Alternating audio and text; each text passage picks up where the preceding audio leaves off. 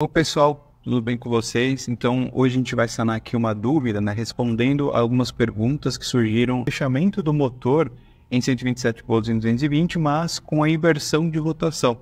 Se eu quiser fazer ele girar no sentido horário e sentido anti-horário, como que eu manipulo as bobinas desse motor para conseguir implementar esse tipo de alteração? Tá?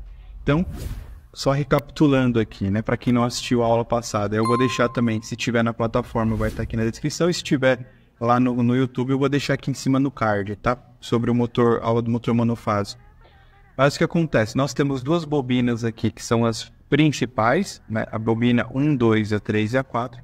E tem a bobina auxiliar do motor monofásico, que é a 5, ou 6 ou 8, Depende aí do fabricante, mas normalmente o terminal aqui de baixo é o 8. E a bobina auxiliar ela tem a chave centrífuga, o interruptor centrífugo e o capacitor, que auxilia na partida do motor.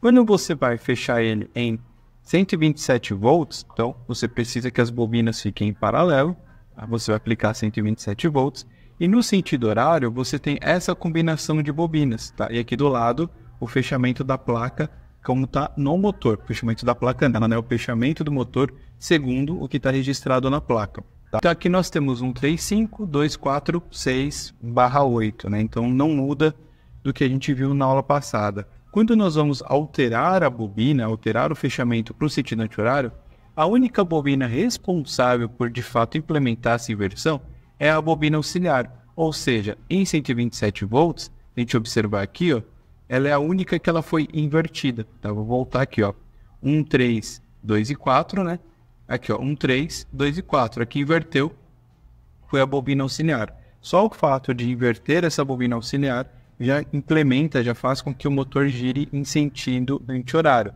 E aqui a gente consegue observar essa mesma estrutura de ligação, só que no formato como fica na placa do motor. Então o terminal 1 e 3 estão interligados e o terminal 6 e 8, 6/8. E embaixo a mesma coisa, terminal 2, 4, 5, 2, 4 e o terminal 5, beleza?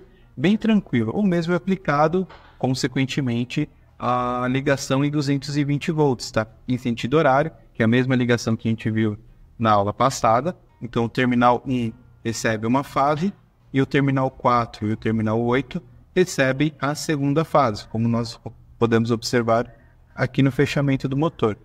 O terminal 2, 3 e 5 são fechados entre si, no entanto, muito cuidado com isso, principalmente na prática. O terminal 2, 3 e 5 você não aplica tensão elétrica, não vai nenhum potencial elétrico ali, não vai nenhuma fase. Você só vai juntar os três, vai isolar e vai deixar guardadinho lá na caixa de passagem. Na caixa de ligação, desculpa. Caixa de ligação o nome. Caixa de passagem é outra coisa. E assim como a gente acabou de comentar em 127 volts, para inverter o sentido de rotação, a lógica é a mesma. Eu vou utilizar aqui, eu vou inverter a bobina auxiliar desse motor. Ou seja, vai ficar dessa forma aqui, tá bom? O terminal 1 permanece recebendo a fase, o terminal 4 e agora o terminal 5 recebem a segunda fase, L2, 4 e 5.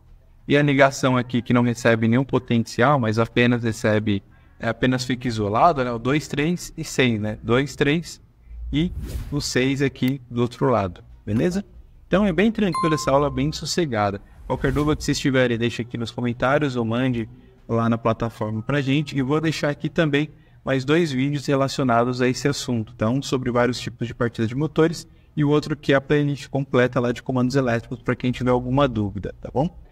Povo, bons estudos, bom descanso, fiquem com Deus e até a nossa próxima aula.